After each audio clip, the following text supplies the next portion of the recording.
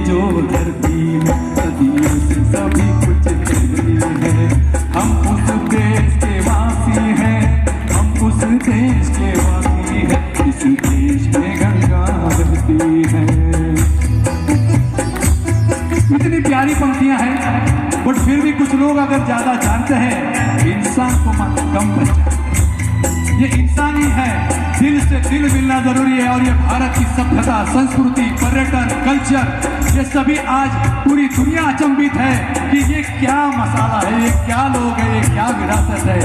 और इसीलिए बदला हुआ भारत विश्व गुरु के रूप में सबके सामने उभर कर आएगा। उगले उगले हीरे मोती मेरे देश की धरती, मेरे देश की धरती, मेरे देश की धरती, सोना उगले उगले हीरे मोती मेरे देश की धरती, मेरे देश की धरती।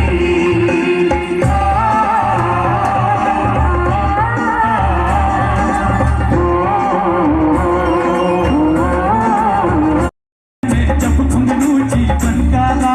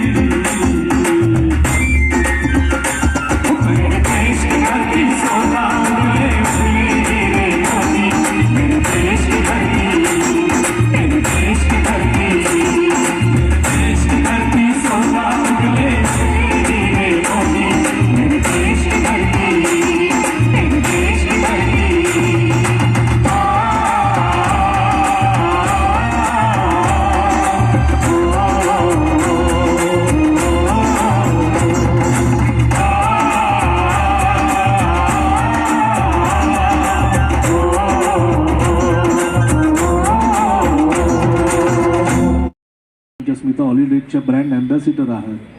मग जुई जिल्हा घेऊनच जयंत गोरे आणि किरण दादा तुम्ही आता एक पुढचा कार्यक्रम जो करायचा तो असाच करा की यांनाच त्या प्रत्येक गावाला घेऊन जा जिथे जिथे स्वातंत्र्य सेनानींचा जन्म झाला किंवा सोबत आपण सेल्फी काढायला धडपडत असतो. मात्र ही माणसं पडद्याच्या पाठीमागे राहून काय काय कामं करत असतात ती आपल्याला माहिती नसतात. ती जाणीव आम्हाला हवी आहे म्हणून तुझ्याकडनं ऐकायची.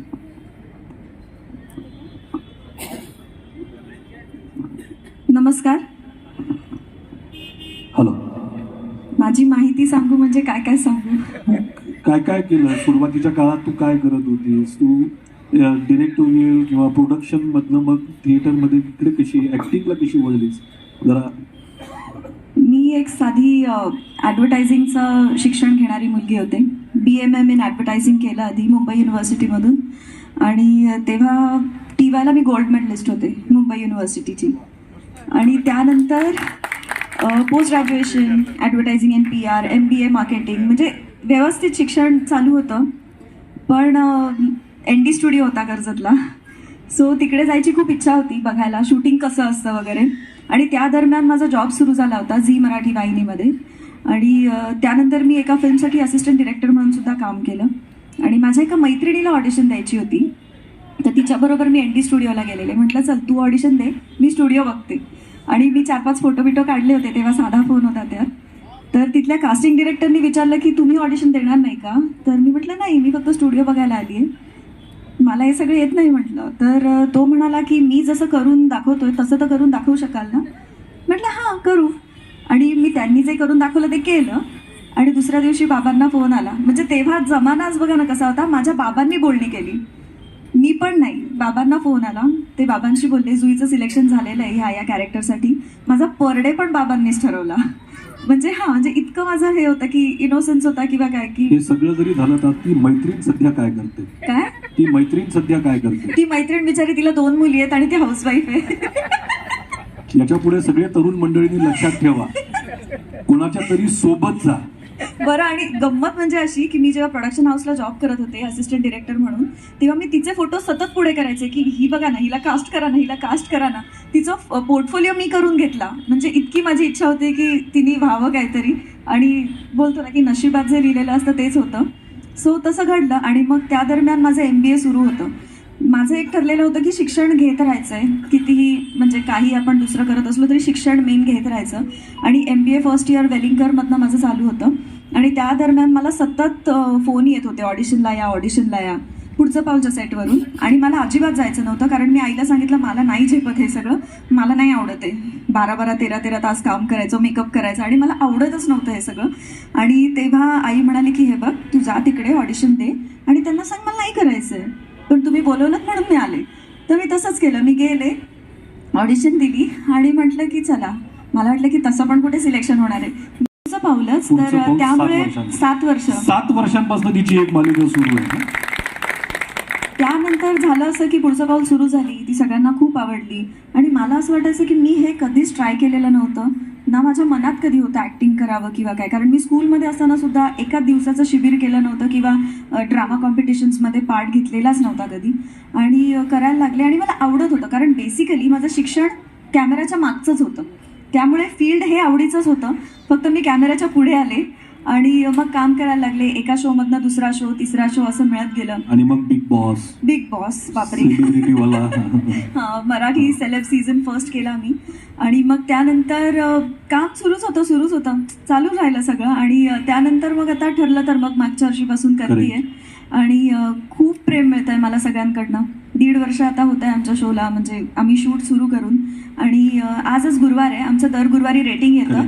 आणि today also we are on number 1. So गेलं 1.5 वर्ष आम्ही नंबर 1 वर आहोत. आणि माझ्यासाठी ही खूप मोठी गोष्ट आहे, कारण मी 2 वर्ष जो माझ्यासाठी स्वतःसाठी एक गॅप घेतली होती, तर त्यानंतर एखादा शो करायला घेणं आणि तोही तितकाच चांगला चालणं हे कुठल्याही ॲक्टरसाठी खूप गरजेचं असतं.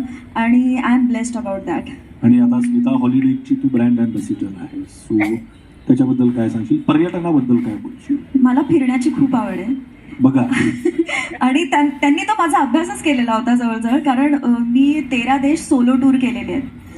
मी एकटी फिरत असते. इथे किती मुली आहेत? मुलींनी फक्त हात वर करा. मुली करा ना वर हात. 16 देशात सोलो ट्रिप केली आहे तिने. 13 पण 3 जास्त वाढवून सांगितलंय, पुढे जाशीलच म्हणून. किमान 13-14 गावं तरी एकट्या फिरून या. हा 52 पुऱ्यापैकी 13 पुरे तरी करा. व्हेरी गुड जी. आणि आवड फिरण्याची होतीच. आणि मला ना नेहमी असं वाटायचं की आपण अशा कुठल्या तरी कंपनी बरोबर असोसिएट व्हावं. आणि कोणाला नाही आवडणार बिंग अ ब्रँड अँबॅसिडर किंवा म्हणजे मी बाकी बऱ्याच काही ज्वेलरी ब्रँडचं पण मी ब्रँड अँबॅसिडर राहिली आहे काही वर्ष किंवा अशा वेगवेगळ्या गोष्टी केल्या. पण हा माझा इंटरेस्ट एरिया होता. आणि मला एक दिवस किरणजींचा फोन आला आणि असं विचारल्यावर नाही म्हणण्याची कुठे जागाच नव्हती, कारण मला हवं होतं. हे जवळजवळ मी मॅनिफेस्ट केलेलं होतं. आणि 2 वर्षापूर्वी एक पुण्याची टूर कंपनी आले सुद्धा माझ्याकडे. आमचं फोटोशूट झालं, पण काही कारणास्तव काहीतरी प्रॉब्लेम झाला त्यांचा. आणि तू म्हणतेस तसं ते नशिबात असतं. नशिबात नसतं, बिकॉज मला नेहमी चांगल्या गोष्टी माझ्याकडे येतात एवढं आहे. आणि म्हणून त्या टूरचं झालं नाही आणि स्मिता हॉलिडेजचं झालं असं मी म्हणेन. आणि मला नेहमी असं वाटतं की बिंग अ टुरिस्ट ना, मी आता एवढे देश फिरली आहे. एवढ्या मी देश पण म्हणजे इंडियामध्ये सुद्धा रिमोट विलेजेसमध्ये मी खूप फिरलेली आहे. मी ट्रेकिंग केलेलं आहे सोलो. आणि मी अशा ठिकाणी ट्रेक केलेलं आहे, नाईट ट्रेक्स वगैरे सोलो. तर माझं म्हणणं एक असतं की तुम्ही ना चांगले टुरिस्ट व्हा. लोक ना इंडियन्सला बोलतात बॅड इंडियन्स, बॅड टुरिस्ट, कारण आपली लोक टाकतात कचरा, आपली लोक वागतात तशी, म्हणजे जिथे कुठे जातील तिकडे खूप चुकीच्या गोष्टी करत असतात. तर माझं असं होतं की नका असं करू, कारण आपण सिंगल पर्सन म्हणून अख्खा देश रिप्रेझेंट करत असतो जेव्हा आपण कुठल्या बाहेरच्या देशात ॲज अ टुरिस्ट म्हणून जातो. तर प्लीज की जिथे जाऊ तिथल्या जागेवर, आपल्या जागेवर सगळ्या गोष्टींवरती एक रिस्पेक्टफुली प्रेम करा आणि प्लीज घाण करू नका कुठे. So being the brand ambassador I will always say की be a good tourist first. तुझ्या पुढच्या सगळ्या मालिकांसाठी आणि पुढच्या सगळ्या अशा पर्यटनासाठी की जिथे जिथे हे स्वातंत्र्य युद्ध लढल्या गेलेलं आहे, मनपूर्वक शुभेच्छा, मनपूर्वक आभार. आणि असं नसतं ही. Thank you very much. थँक्यू.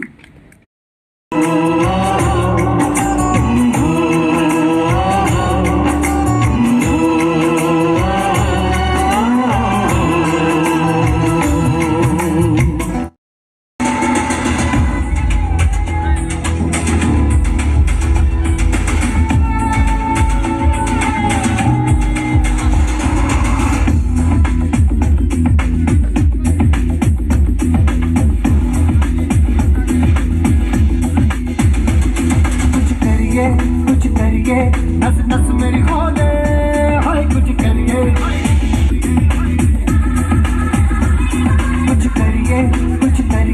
बस बस बड़ा बोले, अब कुछ करिए. कोई तो चल सिद्ध फड़िए, तुम पे करिए या मरिए. हाय कोई तो चल सिद्ध फड़िए, तुम पे करिए या मरिए. चक रे